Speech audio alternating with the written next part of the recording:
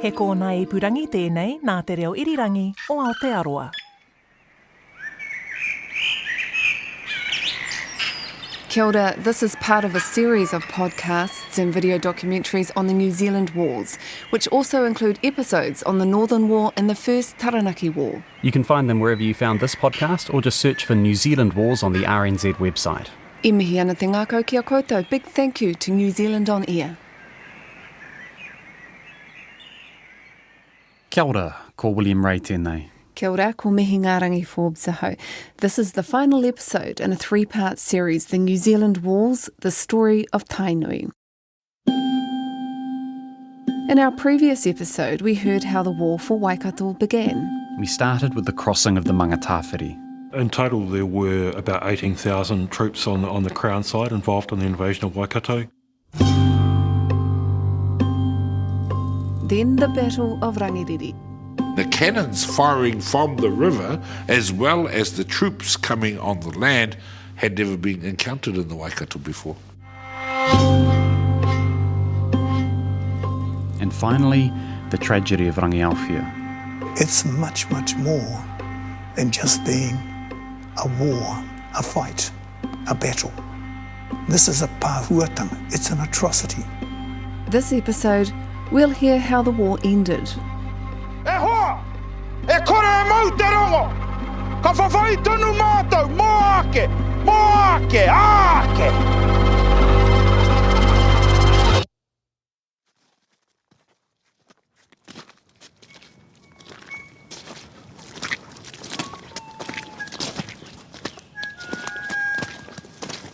Rewi Maniapoto must have been in shock late in the summer of 1864 as he made his way towards Mangatauteri, a sacred mountain of Waikato.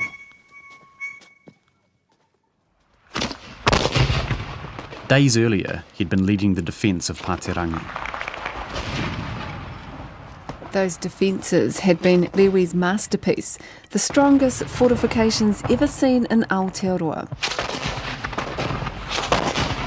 The British had shelled his pa on and off for 3 days, and Māori had described it as Momo Pouru, a waste of gunpowder.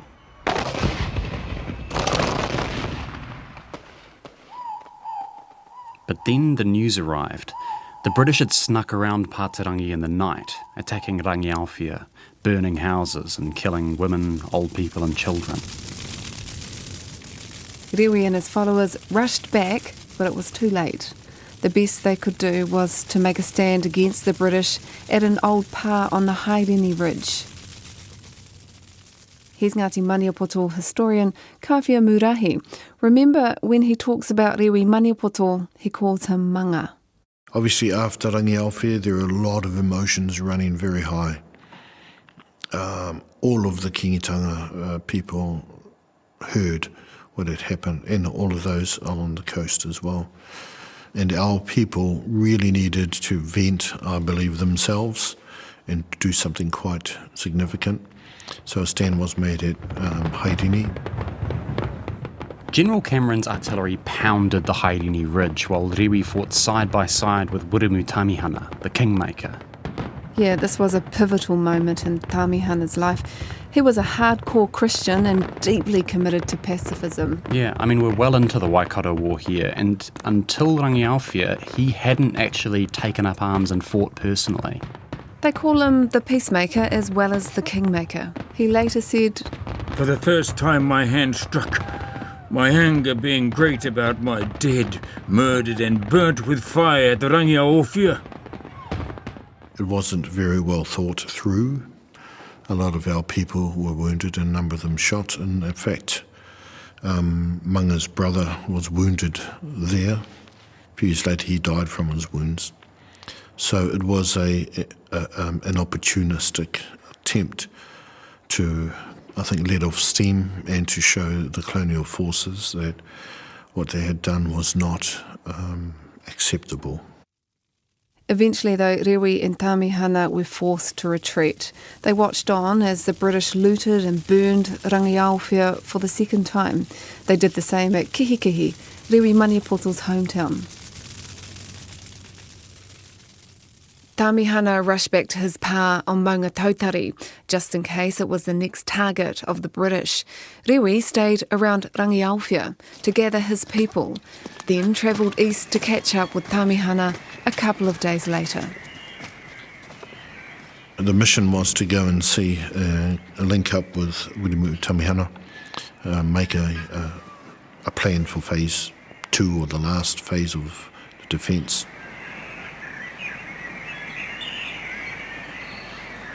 Rewi had scouts out all over the area. They were gathering intelligence on the British forces, information which would be critical for planning the next phase of the war. As one of these scouts walked out of the bush, Rewi waved him over to make his report. Manga received word that a large contingent from Tūhoe, Te Wharetoa and Raukaua Te Kohera had gathered and were wanting to engage with him to discuss some important matters.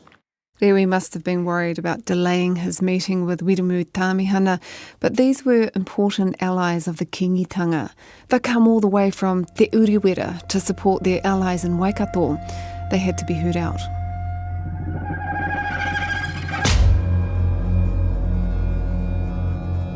And they really wanted to engage directly with the troops. They didn't want to take their weapons back all the way to Tūhoe without being fired. Te Pairata was there from Ngāti Te Kohera. He was adamant that this is the time and the place. Rewi's own followers agreed. They were furious at the attack on their villages, and they suggested holding their ground at a pa called Ooraakau.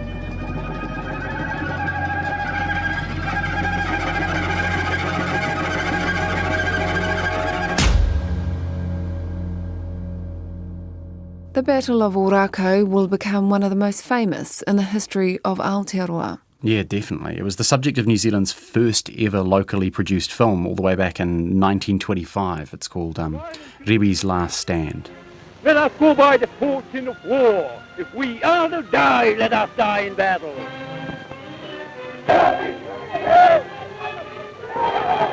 But of course, Rewi never wanted to make a stand at Ooraakau. You have to understand why that's the case. This is his land. He knows the lay of the land. He knows where the good places are and the not good places are. Second thing is that it wasn't his mission. He was determined to meet with Wirimu Tamihana and to do something less opportunistic but more systematic. Tūhoe had a number of matakite with them, seers, to help with their decision making. The seers had seen, great things to happen. It's going to be a great war. We're going to win this particular engagement. He said, well, we shall see. So Rewi and his people went with Tūhoe to Ooraakau. But from early on, it was clear Rewi had been right. This wasn't the place to fight the British, and General Cameron was quick to seize on the strategic mistake. Well, the colonial and imperial troops arrived on the scene before the power was finished. Not only was the power not finished, the logistical situation was absolutely dire because they hadn't been able to secure sufficient ammunition, absolutely insufficient water. The only food they had was potatoes and kumara, pumpkins, and the peaches from the peach trees. I can't remember if it's actually in season, but very little kai. So your ability to withstand a multi-day siege is very limited. What's more, the way the land was shaped around Ooraakau made it easy for the British to surround the pa. They set up artillery positions to pound the unfinished trenches. So unfortunately, all of these lemons came into effect where they all came together to create a disastrous tactical situation.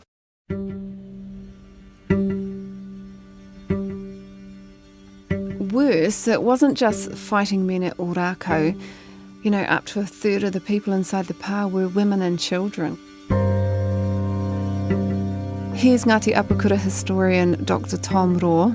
He's also the Associate Professor of Indigenous Studies at Waikato University.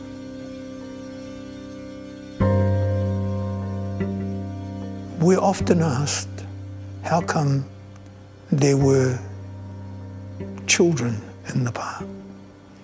And we have this family story again of our tupuna Ripeka with her baby in swaddling, not even a toddler, taking her baby into the pā. And we're asked, how come? And we say, Rangi Aowhia was the example. It was supposed to be safe. Where's safe for my baby? The only safe place for my baby is in my arms.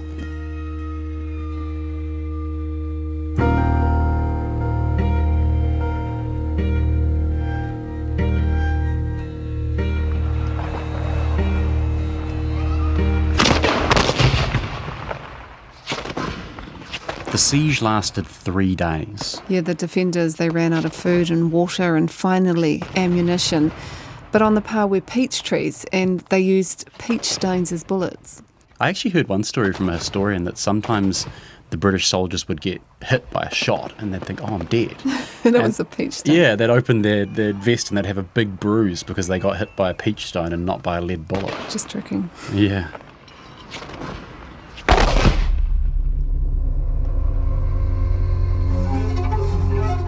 Eventually, General Cameron signals a ceasefire. He sent a message demanding that Rewi surrender.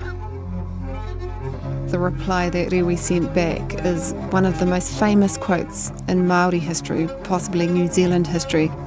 You see it everywhere. It's on t-shirts and caps and hats. It's at all the protest rallies.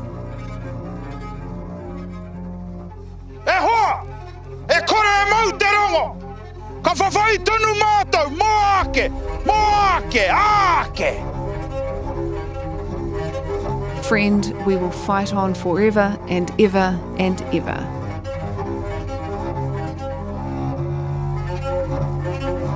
For Kawhia Murahi, this is a phrase which still has really deep meaning. It symbolises something better than just the words themselves. Back then it meant, we are physically at war with you and we will not surrender. I think if we look at that term now, it is a legacy entrenched in the notion of struggle for your rights, struggle for the treaty, for the whakaputanga, struggle for your humanity, to ensure that our grandchildren will no longer have to contend with being slaves, constitutional slaves, legislative slaves of a regime that is not of our making, that does not represent who we are, that does not articulate our dreams and aspirations into the future, and that is a struggle for our freedom, and it's an ongoing struggle. When a second message came from General Cameron suggesting the women and children, leave the pā, go somewhere safe, there was another famous response, this one from a young noble woman, Ahumai Te Pairata. Ki te mate ngā tāne, me mate hoki ngā wahine, me ngā tamariki! If the men die, the women and children must also die. Pretty full on. The defenders fought back 2 more British assaults, but by this point everyone could see the situation was hopeless. Like we said, they'd run out of ammunition, water, food. On the last day, 2-3 o'clock in the afternoon, they made a break through the defensive lines. They moved in disciplined fashion. They did not run screaming and yelling. They broke through the lines to the south of the position. It's a 5-kilometre walk to the Punya River. And it is over that 5 kilometres that many of our people were killed. I mean, there are just so many stories from this escape. Kawhia Murahi himself takes his name from one of the tupuna who was killed running from Ooraakau. Murahi is a shortened form of the phrase te mura o te ahi, which means in the heat of the battle.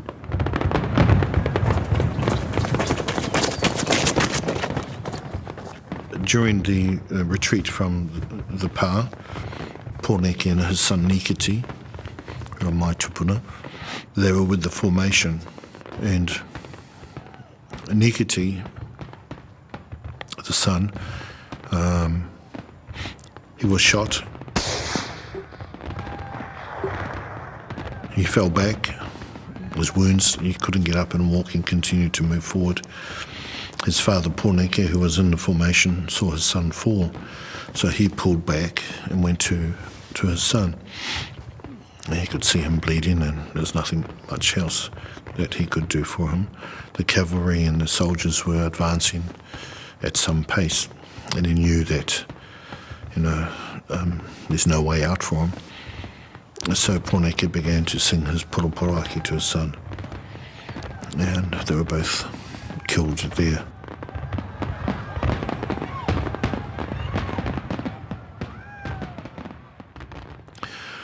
Luckily, young Nikiti had a son at the time of the war, of the battle, and his name was Remi. So a number of years after the battle, Remi's tupuna, Rewi, called him in, and he changed his name from Remi Pōneke to Te Murahi, in memory of the battle and Te Mura o Te Ahi, where they fell, where his parents fell. And it wasn't just men who were shot running from Ooraakau. Te Ahu Mai Pairata, the one who gave that famous quote, she was shot and wounded 4 times. And she was one of the lucky ones because she made it out alive, because plenty of the others were murdered. It's a big word, murdered, but, some of the accounts is that they were hacking them down as they were hiding in the caves and swamps and things. Gustavus von Tempsky, we talked about last episode, talks about this in quite heroic terms, sort of talking about how he and his men did so well in pursuing these people. They began to drop under fire very fast. Our wind and stamina began to tell after the first 3 miles. Many a lagger was shot after having given us the last desperate shot of his barrel. For 6 miles we followed our prey. The last natives were 3 or 4 trotting along the top of a distant ridge. Signs of a declining day and a bugle sounding the return made us relinquish further pursuit. But you have other accounts, again from colonial sources. Like here's how one newspaper correspondent reported what happened after Ooraakau. Women, many women slaughtered and many children slain are amongst the trophies of Ooraakau. And civilization in pursuit, or as it returned from the chase, amused itself by shooting the wounded barbarians as they lay on the ground.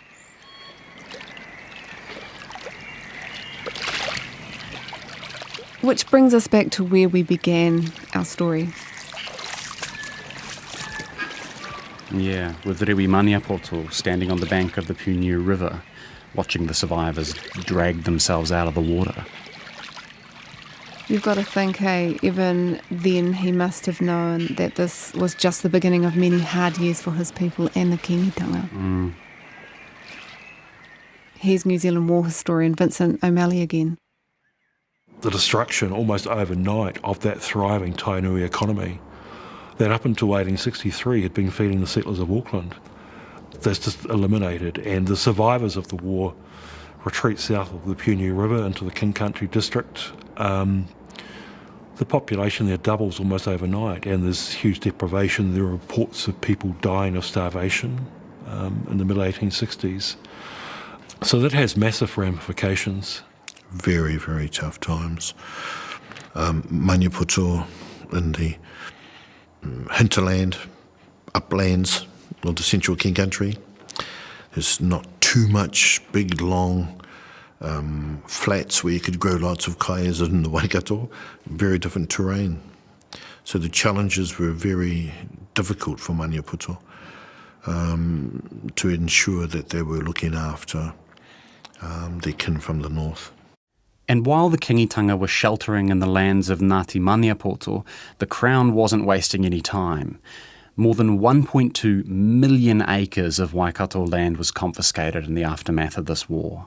And yeah, that land wasn't just taken from tribes who had fought against the Crown, but those who had stayed neutral, and remarkably, even from those who supported the Crown's war effort. I think we still live with the consequences of it today in so many ways. I think you can see it in the socioeconomic statistics for Māori communities throughout the Waikato region.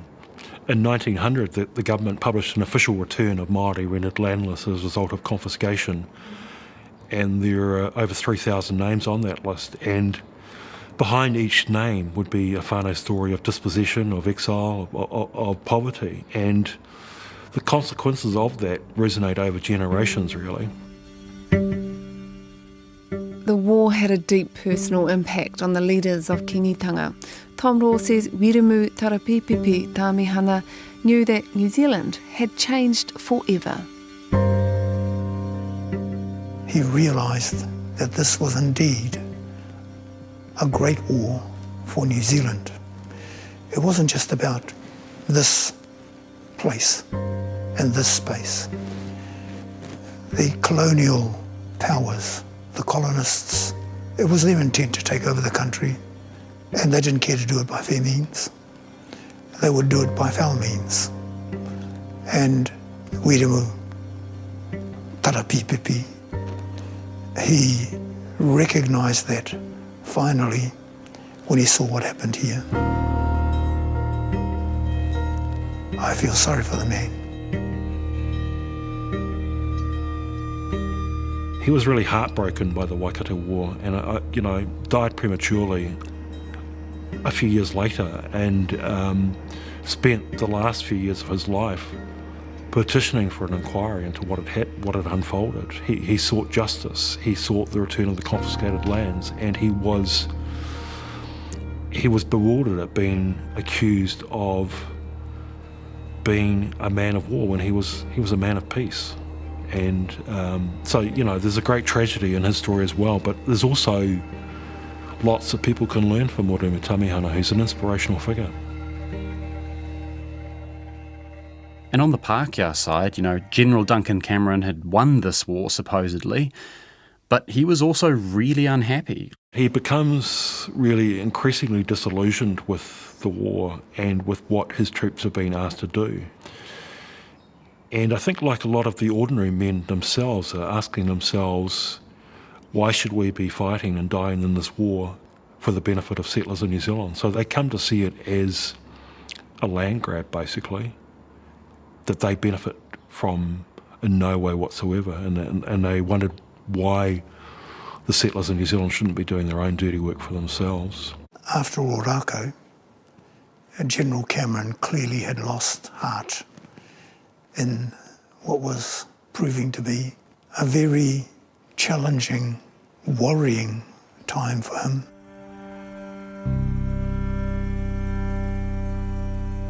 As for Kingi Tāwhiao, he faced a lifetime of struggle. Waikato Tainui historian Rahui Papa says he had to lead a people in exile, managing the tensions between, various iwi and hapu crammed together in the lands of Ngāti Maniapoto. I mean, that just would have been tough times. They would have been refugees, really, in somebody else's land. And it took Tāwhiao a while to get the sort of mind shift out of the doldrums of the mind and into a place where they could actually discuss where are we trekking to from here. So the Raupatu became the single most devastating impact on the Kiingitanga and Waikato, but it also became the single most rallying point for the psyche and the people of the Kiingitanga going forward. So the search for redress happened.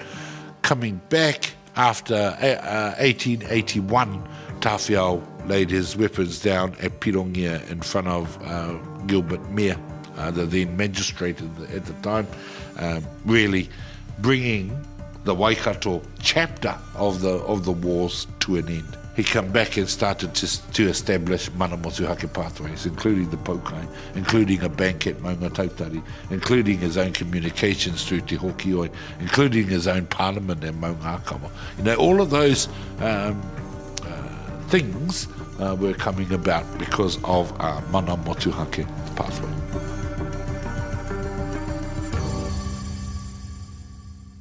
So Governor Grey was never able to achieve his aim of destroying the Kiingitanga. I mean, it survives to this day, right? Yeah, I mean, my grandmother was a Kingite. She's a staunch supporter. Actually, all of my nannies and uncles and koros and the rest of them have been all Waikato and all Maniapoto.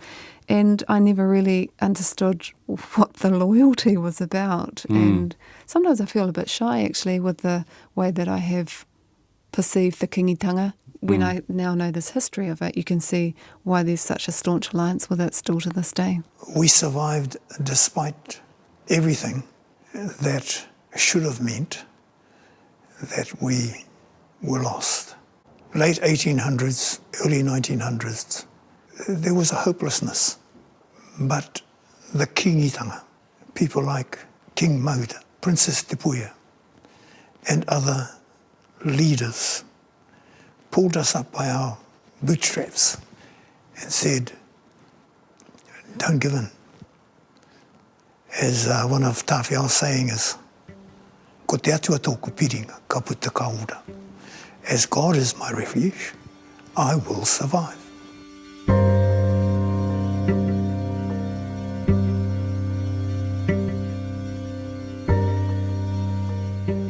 But I mean, even though Grey hadn't completely destroyed the Kiingitanga, which was, you know, his objective, he did have enough military supremacy to begin doing a whole lot of stuff which would really change Māori life in New Zealand forever.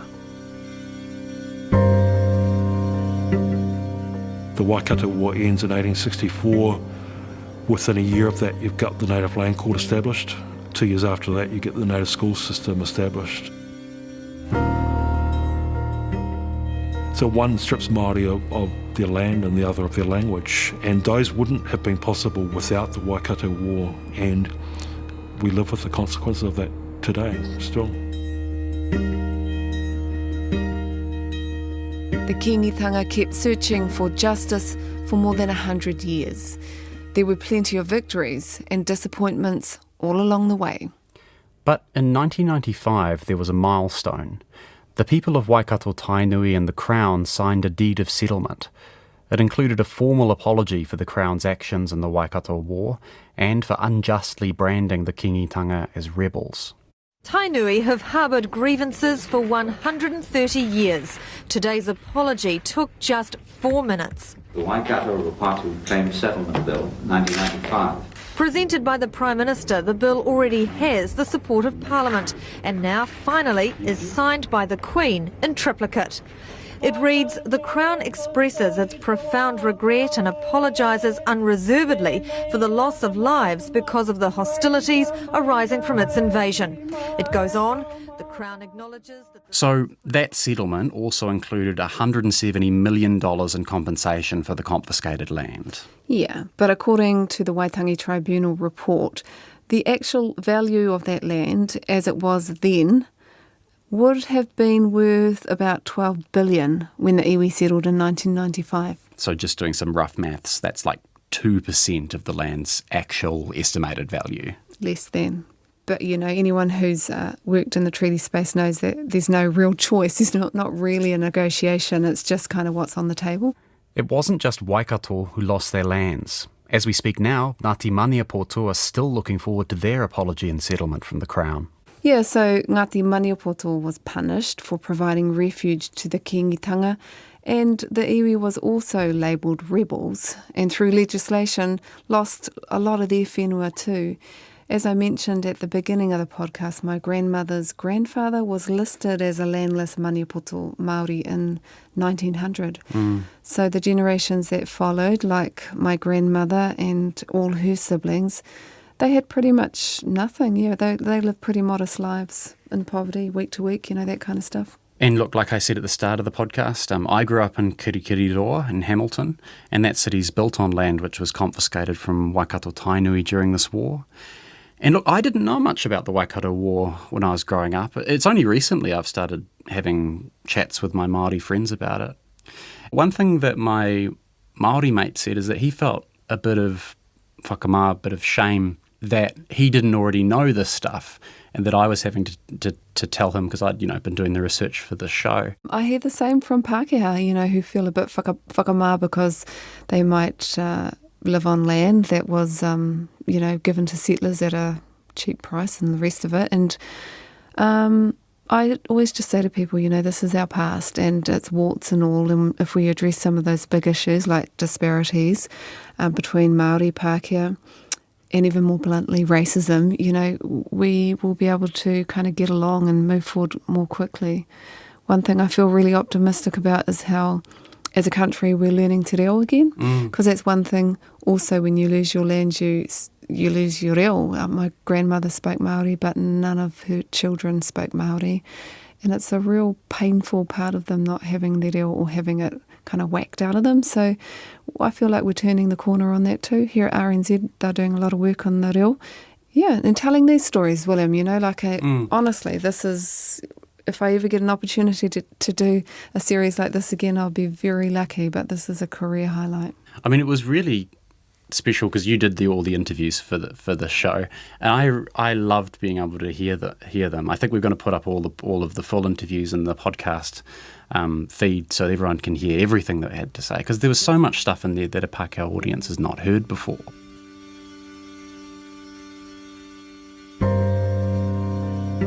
Listening to Tom Roa, actually, I find it really fascinating how conciliatory he is. We're brought up with these stories.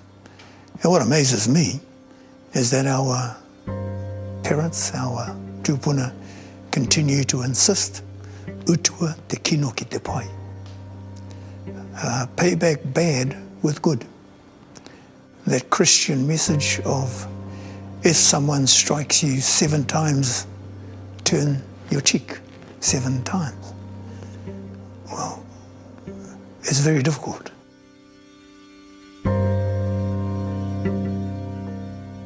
For Kawhia Murahi speaking from Ooraakau, the Waikato War is a story of values. We talk about courage. We talk about selflessness. We talk about compassion, determination, perseverance, integrity, honour. These things, to me, represent what Ooraakau is about.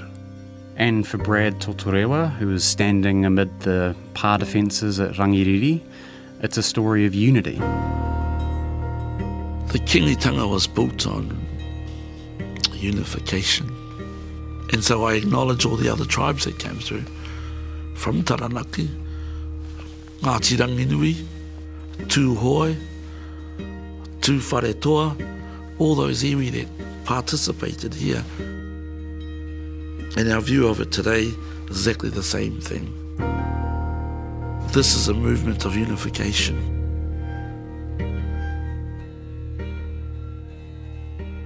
It's really difficult to decide how to end this series. I think we had quite a conversation about it, actually. We had a big wānanga. Yeah.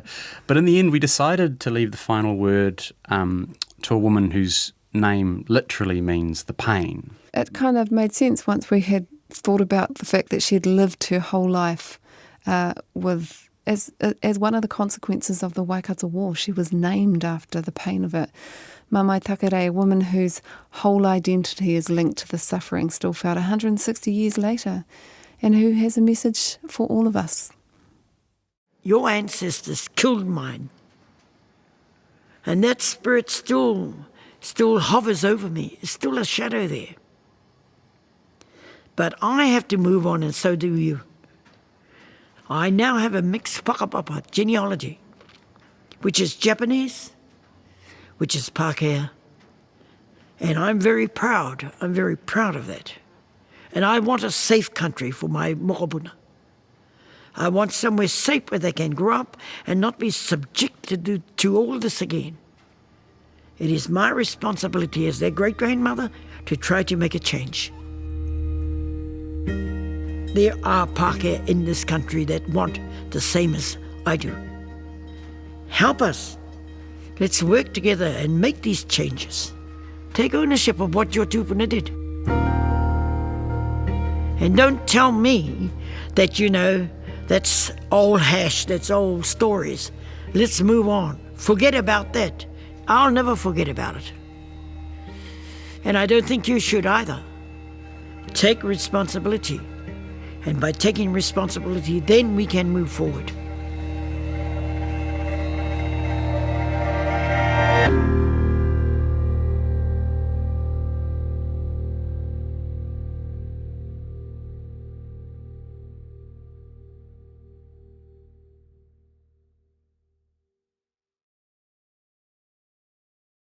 Tēnā koutou e whakarongo mai ana. Thanks for listening. If you enjoyed this podcast, please give us a rating. 5-star rating. A review on Apple Podcasts. That's the biggest thing you can do to help more people find the show. I mean, you can always just also tell a friend, just say, hey, you should listen to this. Or you could post a link to the podcast on social media. All that stuff really helps. You can find tons of other awesome podcasts on the RNZ website, including lots more podcasts about New Zealand history. Yeah, and actually, if you want to hear more about how Māori today deal with life in the shadow of colonisation, I'd really recommend checking out He Kākano Aho. It's a show that sort of challenges the assumption that growing up as Māori in a big city means being disconnected from your culture, and I found it super interesting. Yeah, New Zealand Wars, The Stories of Tainui is a co-production by RNZ, Aotearoa Media Collective and Great Southern Television, with the support of New Zealand On Air. E mihi ana te ngākau kia koutou katoa. It's presented and produced by me, Mihingaarangi Forbes. And also by me, William Ray. Our executive producer is Tim Watkin and our sound engineer is William Saunders. Our voice actors were Tim Watkin, James Kane and Jim Moriarty. Hei tāpiri atu kawe wariwari. We also had help from RNZ's Shannon Haunui Thompson and Justin Gregory. And from Annabelle Leith-Mather, Mahanga Pihama, and Cameron Bennett from Great Southern Television. Special thanks this episode to Ngā Taonga Sound and Vision and to the Hayward whānau for providing that clip of Riwi's last stand for us to use.